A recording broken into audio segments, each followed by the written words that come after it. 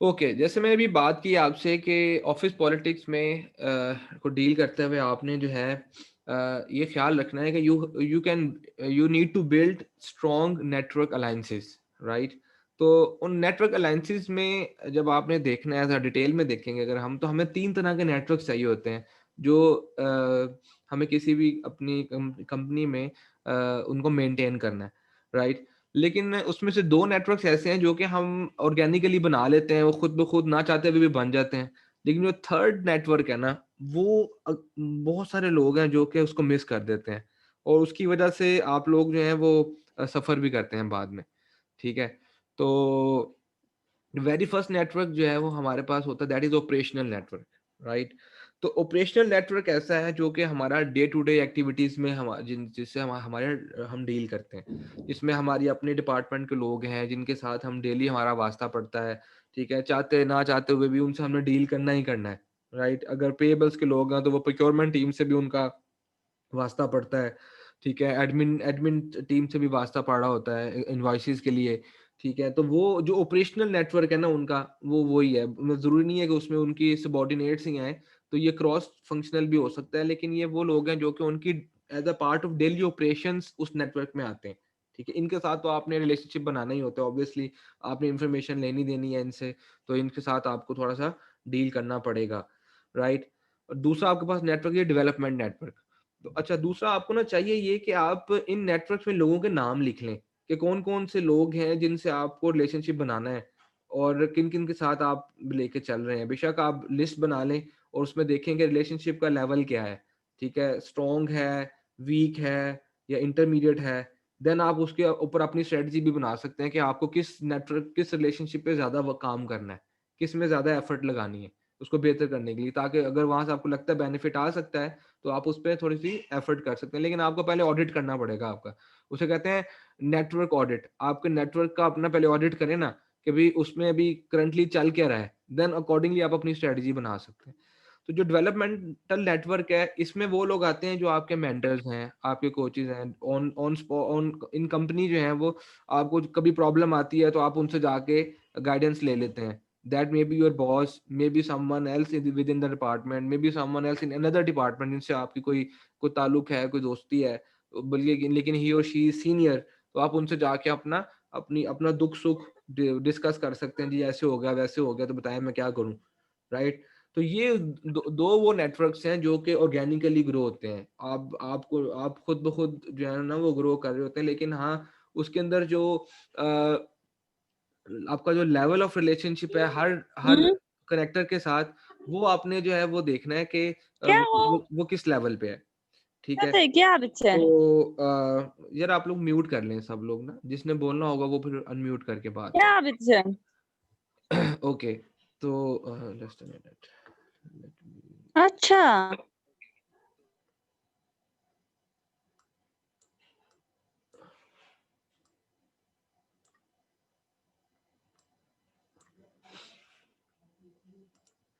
Okay, तो अच्छा, हम बात कर रहे थे जी कि ऑपरेशनल नेटवर्क है और डेवलपमेंटल नेटवर्क है। इसमें ये दोनों नेटवर्क्स हमारे ऑर्गेनिकली ग्रो करते हैं। ठीक हो गया? हम इनका ऑडिट भी कर लेंगे और इनके ऑडिट करके हम देख लेंगे जी किन-किन लोगों से हमने इसमें रिलेशनशिप बनाना है, राइट? और वो किस स्टेज पे है अभी। अच्छा, जो थर्ड वन है ना, that is very important, that is your strategic network, right? ये वो नेटवर्क है जिसने ऑर्गेनिकली ग्रो नहीं करना।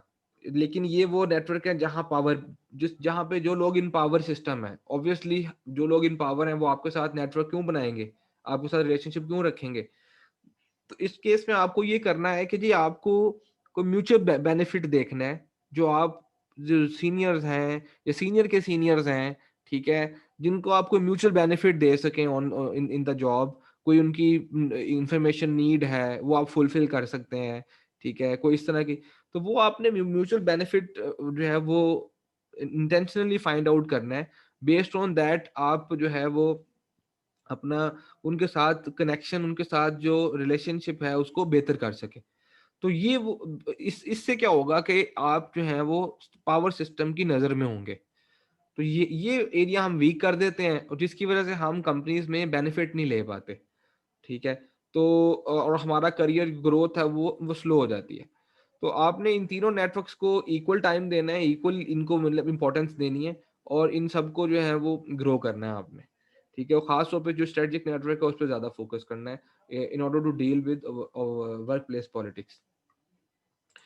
ओके, नेक्स्ट जो है वो कुछ क्वेश्चंस हैं जब आप when you join a company, कौन कौन से क्वेश्चंस आपको कंसिडर करने चाहिए, ठीक है। ये मैंने कुछ क्वेश्चन लिस्ट डाउन किए हुए हैं जो मैं आपके सामने पढ़ भी देता हूँ कि जी जब भी आपने कंपनी ज्वाइन करनी है, आपने देखना है जी कि कंपनी में इनफॉर्मल नेटवर्क्स कौन कौन से हैं, हु सपोर्ट्स हु, किन की एक दूसरे के साथ ज्यादा दोस्ती है, ठीक है। Who is respected in the office, किसकी अथॉरिटी किसके पास है, पावर किसके पास है, ठीक है। How is success measured and what matters, ठीक है। सक्सेस किस तरीके से मेजर हो रही है, आपका एनुअल गोल्स जो डिसाइड होते हैं उन पे होती है, या जस्ट फेवरेटिज्म पे सारा कुछ चल रहा है। कुछ कंपनीज का फॉर्मल जो है वो वे आउट होता है कि आप फॉर्मल तरीके से जो है वो करते हैं, बनाते हैं अपनी लोगों की जो है वो परफॉर्मेंस मेजर करते हैं। कुछ लोग जो है वो बस एनुअल ऑब्जेक्टिव्स भी सेट नहीं होते, बस बॉस की डिस्क्रिप्शन के ऊपर ही एनुअल अप्रेजल हो रहा होता है। तो दैट डिपेंड्स, तो आपको वो सब चीज़ों को देखना पड़ेगा, ठीक है। Who are the key formal and informal influencers, कौन कौन से हैं आपकी कंपनी में, ठीक है। और आपकी जो है वो हायरार्की कंपनी में किस तरीके से चल रही है, फॉर्मल हायरार्की क्या है, इनफॉर्मल हायरार्की क्या है। समटाइम्स होता है जी कि ऑन पेपर आपका जो है वो हायरार्की कुछ और होती है, लेकिन प्रैक्टिकली हायरार्की डिफरेंट होती है। जो बंदा रिपोर्ट किसी एक बंदे को कर रहा है ऑन पेपर, लेकिन प्रैक्टिकली वो उसको बॉस समझता नहीं, वो उसके ऊपर वाले बॉस के साथ उसकी डायरेक्ट ही चल रही होती है। तो इस तरह के मामलात भी होते हैं, ठीक है। इस बस ये कुछ क्वेश्चंस हैं जिनको आपने कंसीडर करना है when ever you join the company, ताकि आपको एक वो एनवायरनमेंट अंडरस्टैंडिंग में ये क्वेश्चंस हेल्प हेल्प आउट करेंगे, जो मैंने इससे पहले बात की, ठीक है, पिछली स्लाइड्स में, कि whenever you join a company you have to understand the environment first. Don't think कि जी बस मैं तो एनवायरनमेंट में पॉलिटिक्स चल रही है, मैं तो पॉलिटिक्स का हिस्सा नहीं बन सकता, लिहाजा that is not necessary for me, right. तो ये कुछ क्वेश्चन है which will help you out in assessing the environment and work place politics. हम बात करेंगे जी understanding political landscape in your organization. बिल्कुल ठीक है कि अगर आपने कंपनी ज्वाइन कर ली है, ठीक हो गया, तो अब आप जो है वो किस तरीके से अंडरस्टैंड करेंगे वर्क प्लेस पॉलिटिक्स को, ठीक है ना। तो इसमें सबसे पहले तो आपने जब भी कंपनी ज्वाइन करनी है, आपने कल्चर देखना है, कंपनी के कल्चर में जो है पॉलिटिक्स कितनी ज़्यादा है, ठीक है। क्या रूल्स एंड रेगुलेशंस फॉलो हो रहे हैं, नहीं हो रहे, और क्या वो क्लियरली डिफाइंड भी हैं कि नहीं है रूल्स एंड रेगुलेशंस। तो अगर तो रूल्स एंड रेगुलेशंस जो है वो क्लियरली डिफाइंड है, and what you see is what you get, right. तो इस दैट केस में तो ठीक है, लेकिन इसका मतलब है कि पॉलिटिक्स का लेवल कम है। लेकिन अगर जो है वो सिचुएशन ऑपोजिट है, तो रूल्स कुछ हैं लेकिन हो कुछ और रहा है, ठीक है। जिसके पास पावर है, जो पावर सिस्टम के साथ स्ट्रांगली कनेक्टेड है, वो ज्यादा बेनिफिट्स ले जाता है, ज्यादा बोनस ले जाता है, बाकी लोगों को नुकसान होता है। तो इन दैट केस इसका मतलब है कि पॉलिटिक्स जो है वो ज्यादा तेज है, उसका लेवल थोड़ा हाई है। तो इस केस में जो है वो जहाँ पे आपकी clearly defined rules and regulation and policies मौजूद हैं, दे आर बीइंग फॉलोड, तो उस केस में आपकी करियर ग्रोथ थोड़ी स्लो होगी, because everyone will be following the will be moving around by book. तो उसी रूल्स के तहत चल रहा होगा, तो करियर ग्रोथ जो है वो एक नॉर्मल प्लान के मुताबिक चलती रहेगी, ठीक है। लेकिन अगर फर्ज करें कुछ कंपनीज में जो है वो आपकी पॉलिटिक्स जो है वो लो लेवल की होती है, राइट, वो मिडिल लेवल की होगी वहाँ।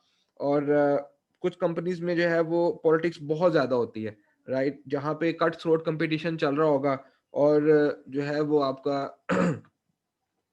कि who you know rather than what you know determines your success. तो जिस बंदे से अगर तो आप हायर अप्स को जानते हैं, वो आपको जानते हैं, तो सक्सेस आपकी है। और अगर आप चुप करके काम कर रहे हैं, एफर्ट्स कर रहे हैं, लेकिन ऊपर नजर नहीं आ रहा किसी को, तो देन सक्सेस नहीं है, राइट। तो ये पॉलिटिकल एनवायरनमेंट है। तो इस केस में जो है वो बाज लोगों के लिए काम करना थोड़ा मुश्किल होता है, एक्सट्रीमली जो है वो स्ट्रेसफुल होता है। बाज लोग बड़ा एंजॉय करते हैं इस एनवायरनमेंट को, बिकॉज उन्हें पता होता है कि यार वो थोड़ा तेज होते हैं पॉलिटिक्स में, तो वो क्या करते हैं कि रैपिड प्रमोशंस ले लेते हैं हायर अप्स के साथ रिलेशनशिप बना के। तो जल्दी तो इससे क्या सामने आई बात कि जो जिन ऑर्गेनाइजेशन में पॉलिटिक्स लो होगी वहां पे करियर ग्रोथ स्लो है, और जहाँ पे पॉलिटिक्स ज्यादा है वहां पे करियर ग्रोथ भी फास्ट है। जो लोग तेज हैं वो जल्दी जल्दी ग्रो कर जाएंगे, फास्ट आगे निकल जाएंगे, ठीक है जी। तो आपकी जो बेस्ट स्ट्रेटजी है सरवाइव करने के लिए ऑफिस जो है पॉलिटिक्स के अंदर, वो स्ट्रेटजी यही है कि you have to understand your environment, and it should be your duty कि आप अपने एनवायरनमेंट को अंडरस्टैंड करें, ठीक है, क्योंकि पॉलिटिक्स जो है वो दैट इज इनएविटेबल, वो हमेशा होगी, लेकिन आपने ये देखना है कि how can you get benefit out of that. और अब हमारे पास जो है वो 3 तरह के एनवायरनमेंट्स हैं, ठीक है जी। हम तीनों को ज़रा देखेंगे कि जी तीनों एनवायरनमेंट में किस तरीके से चलना है, राइट? जो लो लेवल पॉलिटिकल एनवायरनमेंट है, आपने आपने कंपनी जॉइन की, आपने असेसमेंट की जी कि यहाँ पे जो जो पॉलिटिक्स है वो थोड़ी कम है, राइट? तो उस केस में आप ये कर सकते हैं जी कि आप, ठीक है, आप नॉर्मल अपने बॉस के साथ रिलेशनशिप अच्छा रखें, सुपरवाइज़र आपका सैटिस्फाई हो आपके काम से, अच्छा काम करें, right? Rules and regulations follow करें और हमेशा कंप्लायंट साइड पे रहें, ठीक है? रूल्स को सीरियसली लें और सीक ग्रोथ। अब नॉर्मल वे में जो ग्रोथ आपकी चल रही है, उसको आप चलाते रहें। ठीक हो गया? जो लो पॉलिटिकल एनवायरनमेंट है, वहाँ तो आप इस तरीके से चलेंगे। लेकिन जो मिडल लेवल, जहाँ पे मिडल लेवल पॉलिटिक्स आपको लगता है यार कि पॉलिटिक्स ना बहुत ज़्यादा है, ना बहुत ज़्यादा हाई है, ना बहुत ज़्यादा लो है, तो उस केस में आपने जो है वो क्या करना है कि you have to find a mentor in the company, जो कि आपको, जो सीनियर हो, जो कि आपको गाइड कर सके कि भाई यहाँ पे मैंने ग्रोथ कैसे लेनी है, करियर, कौन प्रमोशन प्रमोशन किस तरीके से होती है, ठीक है? कौन सी चीज़ें जो हैं वो, जो मैनेजमेंट ज़्यादा जिन पे फोकस करती है, या जो मैनेजमेंट को ज़्यादा नीड है किन स्किल्स की, उस पे आप कर सकते हैं, राइट? तो इस केस में इंटरपर्सनल रिलेशनशिप्स बड़े इंपॉर्टेंट होंगे आपके। तो आपने अपना जो है वो जो टास्क हैं उनको आपने टाइमली करना है, उनको विजिबिलिटी का बहुत ज़्यादा ख्याल रखना है इस केस में, ठीक है? ताकि आप जो है जो काम कर रहे हैं वो नज़र आता रहे दूसरों को, अपनी स्किल्स और अपने काम पे फोकस रखें। एंड देन ख़ास तौर पे अपने एंटीनाज़ हैं उनको ज़रा एक्टिव रखें कि अगर कोई बैड पॉलिटिक्स आपके अगेंस्ट कर रहा है या करने जा रहा है, तो आपको पता होना चाहिए कि ये मेरे से अगेंस्ट पॉलिटिक्स हो रही है, तो आपने उसको फेस करना है और आपको you have to handle the attack with grace. आपने देखना है कि जी आपने, अगर ये अटैक हुआ है मेरे पे पॉलिटिक्स का, तो मैंने इसको काउंटर कैसे करना है, रादर देन कि जस्ट मैं स्ट्रेट फॉरवर्ड रिएक्शन दे दूं। आपने उसको देखना है कि आपने अपनी, जो मैंने स्ट्रेटजीज आपको बताई हैं इससे पहले, कौन सी स्ट्रेटजी आप उसको वहां पे यूज कर सकते हैं उसको कोप करने के लिए, राइट? तो थर्ड वन हमारे पास है जी, in high level political environments, वहाँ पे क्या चीज़ चल रही है, ठीक है? यहाँ पे आप क्या करेंगे जी, सबसे पहले तो आपने इस एनवायरनमेंट में होगा ये कि रूल्स एंड रेगुलेशंस ज़्यादा फॉलो नहीं हो रहे होंगे, पॉलिसीज बनी होंगी, लेकिन पॉलिसीज सिर्फ पॉलिसीज की हद तक होगा, प्रैक्टिकल वे में आपको वो नज़र नहीं आ रहा होगा, राइट? तो इस केस में आपने अपने आप को कॉन्स्टेंटली ट्रांसफॉर्म, अपने आप पे फोकस करना है, and you have to improve your self, ठीक है? ट्रांसफॉर्म करते रहें and you have to be a better version of yourself. और आपका जो मेंटर, अगेन इस केस में भी मेंटर देखें कंपनी में, जो ऑलरेडी जिसने ग्रोथ ली हुई है, जो बड़ा तेजी से आगे जा रहा है, ठीक है, उसके साथ अटैच हों, उसको देखें कि किस तरीके से जो है वो हायर अप्स के साथ अपने रिलेशनशिप्स बना रहा है, ठीक है, पॉजिटिव वे में, म्यूचुअली बेनिफिशियल वे में, ठीक है? इसी तरीके से आपने जो है वो, you have to be unpredictable, ठीक है? अगर आपने कोई एक स्ट्रेटजी एक टाइम पे यूज की है, वो स्ट्रेटजी किसी और टाइम पे यूज नहीं करनी, राइट? तो वो इस तरीके से, जरा अगर आप प्रिडिक्टेबल रहेंगे हमेशा, तो फिर भी आपके अगेंस्ट जो है वो पॉलिटिक्स कोई बंदा यूज कर सकता है, ठीक है जी? तो जो आपने कंपनी में बात करनी है, you have to be very careful, because कोई भी बात किसी से कर रहे हैं, कोई नेगेटिव बात की कर दी आपने, तो वो आपके अगेंस्ट यूज हो सकती है, राइट? तो आपने जो है वो इसलिए बड़ा बहुत केयरफुल रहना है और ऐसे गॉसिप्स वगैरह में पार्टिसिपेट नहीं करना। तो ये कुछ टेक्निक्स थी जो कि आप यूज़ कर सकते हैं अपनी जो है वो इसमें वर्क प्लेस पॉलिटिक्स में। तो सबसे पहले जो है वो हम देखेंगे कि अब, अच्छा, अब इसमें ये है कि हमारे पास मैं थोड़ा-सा कंक्लूड कर लूँ कि वर्क प्लेस पॉलिटिक्स में बेसिकली सिनेरियो ये है कि जी समटाइम्स आपको लगता है कि जी पॉलिटिक्स जो है ना वो आउट ऑफ कंट्रोल हो गई है मेरे, ठीक है? And it's very hard to manage. लेकिन एक चीज़ हमेशा आपके कंट्रोल में रहती है, and that is what role you play in the politics, right? ये हमेशा आपके कंट्रोल में है। बाकी लोग क्या कर रहे हैं, वो पॉलिटिक्स क्या गेम खेल रहे हैं, वो आपके कंट्रोल में नहीं है, लेकिन आपका अपना रोल क्या होगा, पॉजिटिव होगा, नेगेटिव होगा, किस किस हद तक होगा, कम होगा, ज़्यादा होगा, इन्वॉल्वमेंट कितनी है, that is in your control, right? तो आपने ओवर टाइम जो है ना अंडरस्टैंड करना है कंपनी के कल्चर को, एंड वहाँ पे देखना है कि what what works and what doesn't work, right? And उसके बाद जो लोग वहाँ पे सक्सेसफुल हैं कंपनी में, उनके साथ अपने बिहेवियर को, अपने उसको मॉडल करें, उनसे उनके साथ अपने आप को कनेक्ट करें, ठीक है? एंड देन जो है वो कोशिश करनी है कि जो लोग पावर में हैं, उनके साथ म्यूचुअली बेनिफिशियल वे में कनेक्ट करने की कोशिश करें, ठीक है जी। और अब बाकी ये है कि जो गलती लोग करते हैं जी कि पॉलिटिक्स को बुरा समझते हैं, और पॉलिटिक्स के हमेशा माइंड में होता है जी कि ये तो बंदा बहुत पॉलिटिकल है यार, उसके साथ आप नेगेटिव परसेप्शन बना के बैठ जाते हैं, तो ये काम ना करें। ठीक है, आपने पॉलिटिक्स को में पार्टिसिपेट करना है, लेकिन always in a positive way. ठीक है, और किसी को अपने साथ पॉलिटिक्स करने भी नहीं देनी, ये आपने हमेशा ख्याल रखना है। ठीक है जी, कोई क्वेश्चन है पॉलिटिक्स के वाले से तो मुझे आप पूछ सकते हैं, अदरवाइज मैं फिर आगे चलता हूँ। ये मैंने यहाँ तक कंक्लूड कर लिया ऑफिस पॉलिटिक्स वाला topic. Sir, if politics seriously hit it indirectly or indirectly to boss, how to handle it? आपके बॉस को हिट कर रही है? अगर पॉलिटिक्स जो है डायरेक्टली या इनडायरेक्टली बॉस को हिट करे, ठीक हाँ है, जो कि हाँ, अच्छा वे ना हो, तो उसको हैंडल कैसे किया जाए? तो वो तो बॉस की टेंशन है ना, उसने कैसे हैंडल करना है, आप क्यों टेंशन ले रहे हैं उसकी?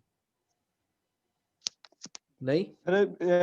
ड्यू टू कम्युनिकेशन अगर कोई लैप्स आ जाते हैं, हाँ ठीक हाँ है, पॉलिटिक्स, ड्यू टू पॉलिटिक्स, हाँ। तो उस लैब्स को जो है रिकवर कैसे करना है, तो आप वो जो ये है। आपके बॉस के साथ बात कर रहे हैं, आप आपका और आपके बॉस के दरमियान कुछ कम्युनिकेशन में जी प्रॉब्लम जी आ गया जी बिकॉज ऑफ जी जी पॉलिटिक्स, जी राइट?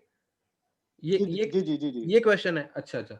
हाँ नहीं ठीक है, जी बिल्कुल। जी इसमें देखो, एक तो चीज ये है कि आपने अपने बॉस के साथ कनेक्शन स्ट्रॉन्ग करना है। ठीक है, और खास तौर पे उसमें बॉस के साथ इनफॉर्मल एनवायरनमेंट में बैठे, कभी खाना खा लें बॉस के साथ। ठीक है, बॉस को खाना खिला दें, उनके साथ बैठे, आप ऑफर करें जी नहीं मैं पे करता हूँ खाने के लिए। ठीक है, उसके साथ एक आपका जो है वो पॉजिटिव इमोशनल बैंक अकाउंट बनेगा बॉस के साथ, राइट? तो उस केस में आप इनडायरेक्टली उनको बता सकते हैं कि जी इससे इस तरीके से कुछ जो है वो शायद मिसकम्युनिकेशन हुई हो, तो उसमें मेरा व्यू पॉइंट ये है। तो जब आप ऑफिस एनवायरनमेंट में बात कर रहे होंगे तो बॉस के साथ वो एक डिफरेंट होता है। आप जब आउटसाइड ऑफिस या किसी लंच जहाँ कर रहे हैं इकट्ठे, किसी कैफेटेरिया में बात कर रहे हैं, वहाँ थोड़ा इनफॉर्मल बिहेवियर होता है, तो आप एक इनफॉर्मल वे में उनको कम्युनिकेट कर सकते हैं। ठीक है जी। Thank you so much sir. Okay okay जी, लेट्स मूव ऑन। अब हमारे पास जो ना, मैं आपसे एक बहुत जबरदस्त चीज शेयर करने वाला हूँ। एक बुक है जी, how to win friends and influence people. ठीक है, ये एक मास्टरपीस है, राइट? ये एक बेस्ट सेलर बुक है, ठीक है, डेल कार्नेगी की। और इसकी ओवर 16 मिलियन कॉपीज अभी तक सेल हो चुकी हैं, और it's one of my favourite books. तो इस किताब में जो है ना वो, इसने एक बड़ी जबरदस्त बात की।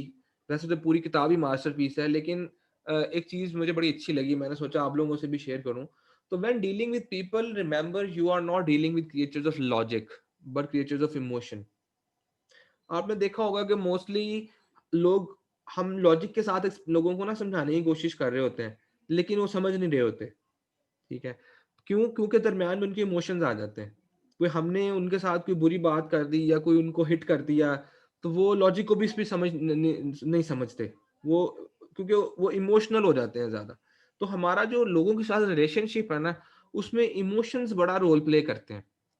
तो ये बुक जो है वो इमोशंस को कैसे आपने मैनेज करना है, कैसे दोस्त बनाने कैसे हैं, और लोगों को इन्फ्लुएंस कैसे करना है, ये मतलब बहुत जबरदस्त किताब लिखी हुई है। I would recommend all of you कि आप इसकी कॉपी एक लें और इस किताब को लाजमी पढ़ें।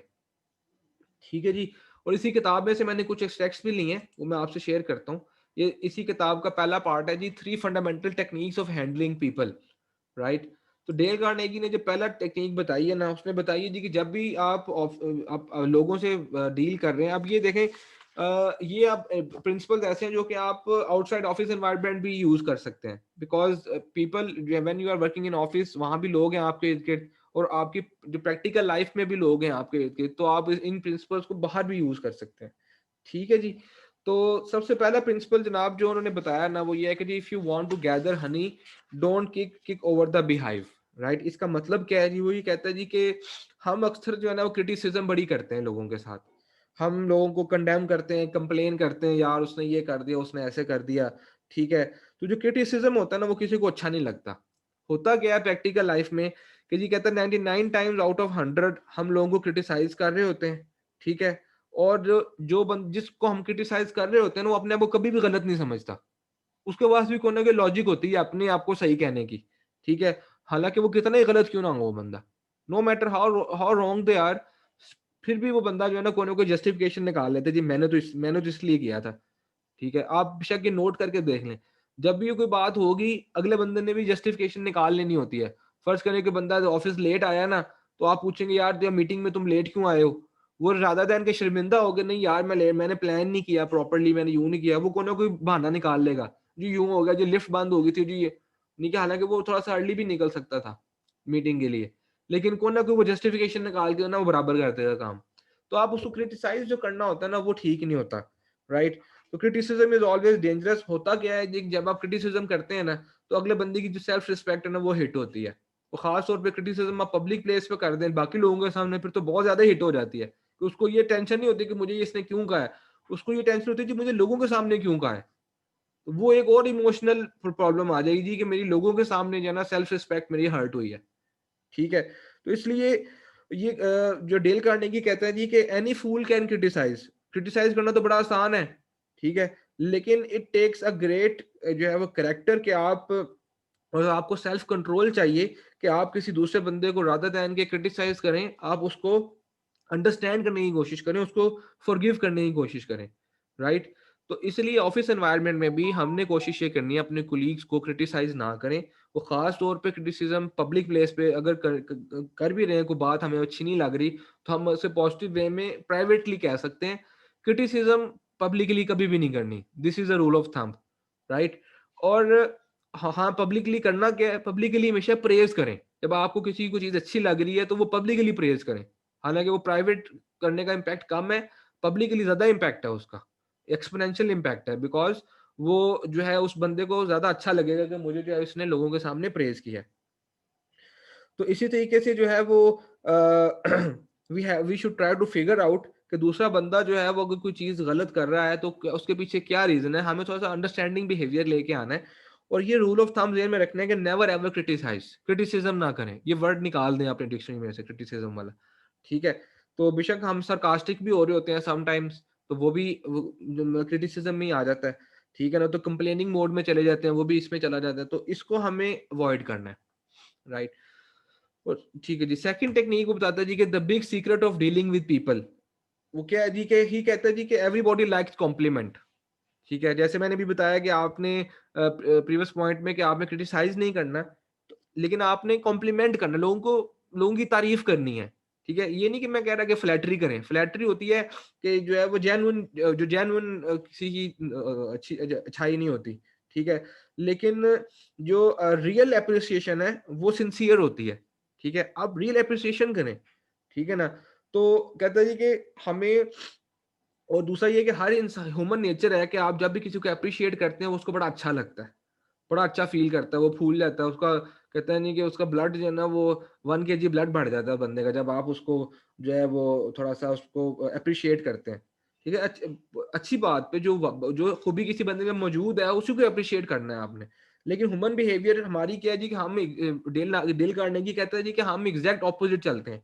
हम क्या करेंगे जी कि हम लोगों को, अगर किसी सबॉर्डिनेट को गलत काम कर दिया है तो हम जनाब उस पे बरस पड़ेंगे, क्रिटिसिज्म ये वो, ठीक है। अगर कभी उसने अच्छी बात की है, अच्छा काम किया, तो हम कुछ भी नहीं कहते उसको, वी से नथिंग।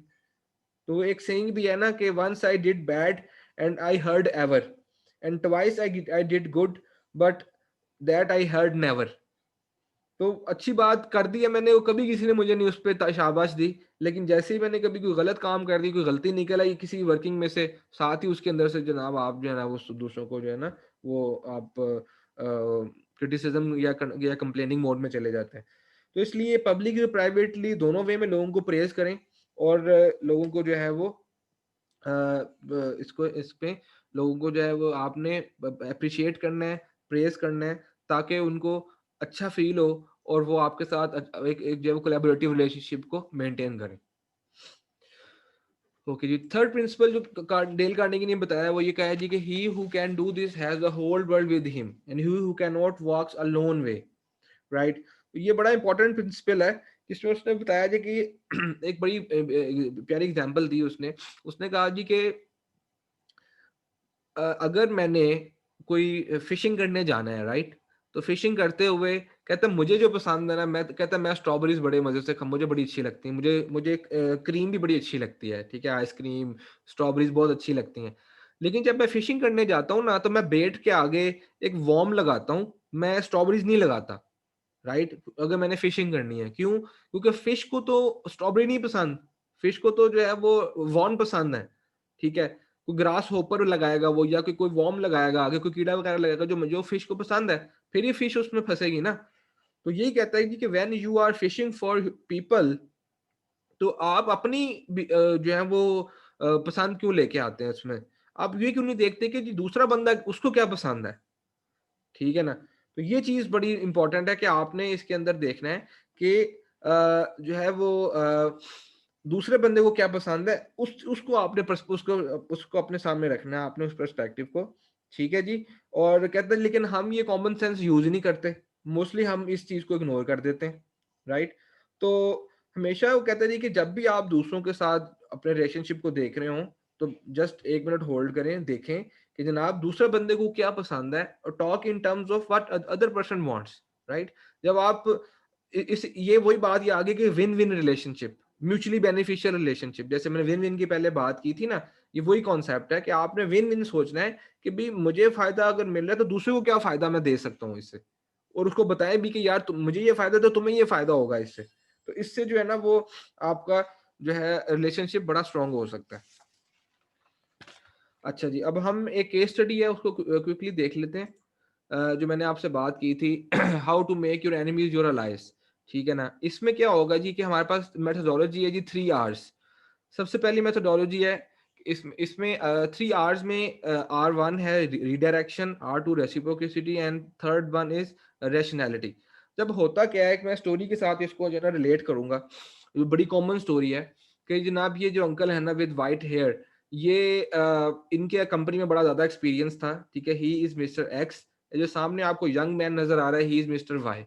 अब ये मिस्टर एक्स जो है ना, इनके पास बड़ा ज़्यादा एक्सपीरियंस था, काफ़ी अरसे से कंपनी में 20 साल से काम कर रहे थे।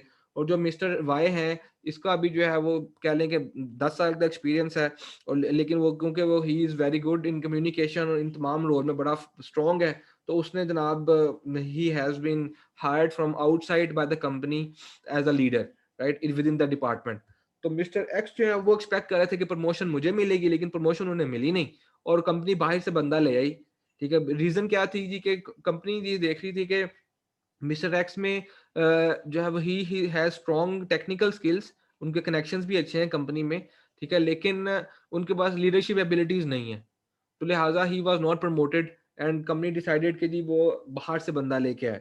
अब हुआ ये कि जब बंदा बाहर से आ गया तो उसको चैलेंजेस फेस करना शुरू हो गए। Mister mister x was not happy कि जनाब मेरे ऊपर बंदा ला के बिठा दिया, मुझे प्रमोशन नहीं मिली।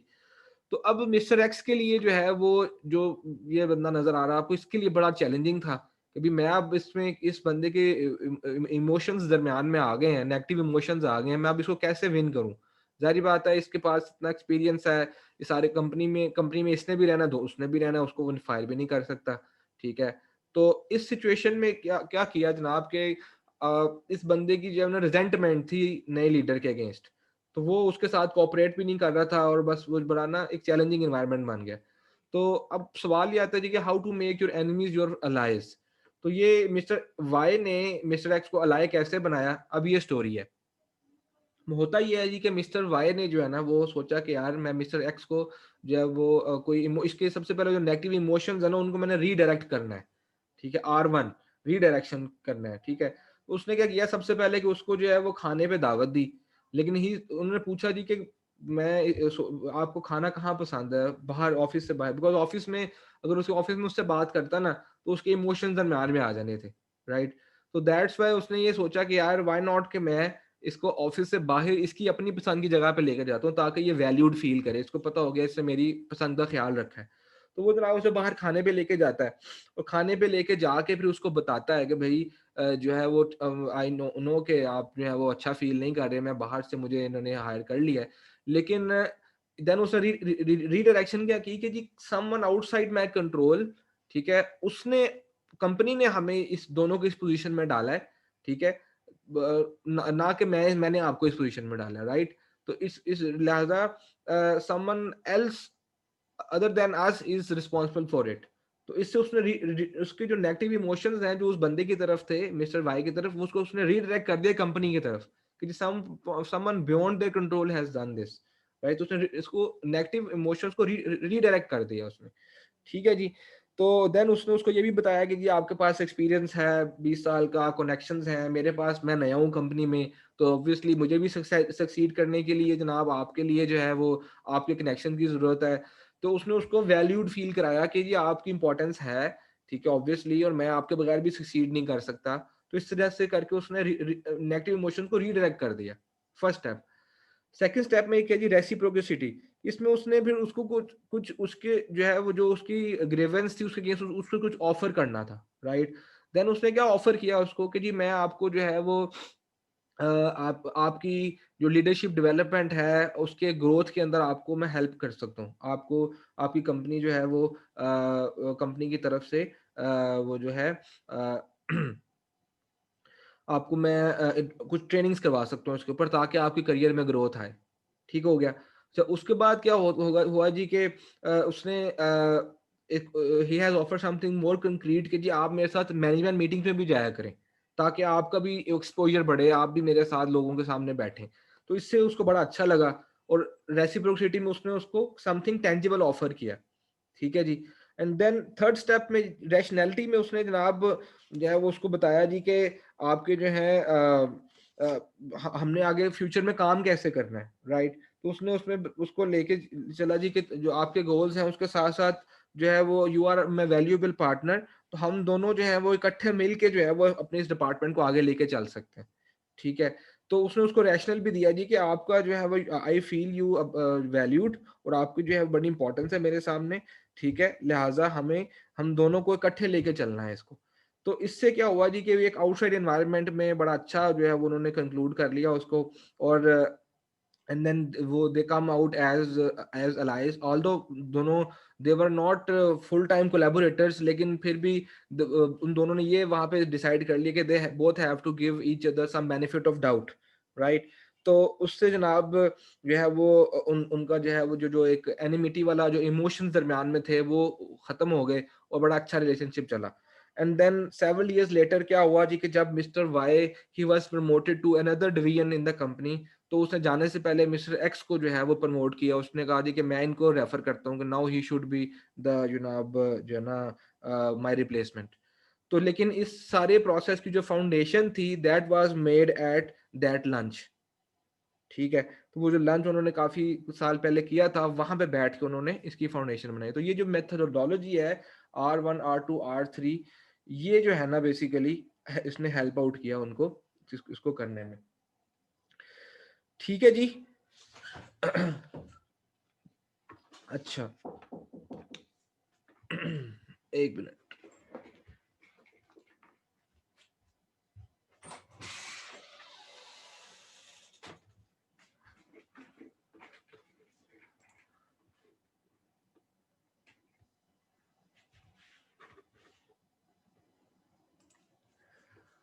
अच्छा गाइस, हमें ना मीटिंग दोबारा से ज्वाइन करनी पड़ेगी एक्चुअली, हमारे पास अभी फिर 2 मिनट रह गए हैं सेशन क्लोज होने में। तो अभी मैं सेशन क्लोज कर रहा हूँ, आप ना मीटिंग को रीज्वाइन करें 3 से 4 मिनट में, ठीक है। हमारा भी 15 मिनट्स का सेशन रहता है, तो हम तब दोबारा ज्वाइन करेंगे, आपके क्वेश्चन आंसर्स भी ले लूंगा मैं, और एक छोटा सा टॉपिक है जो मैंने फर्दर अभी कवर करना है, then we will close it.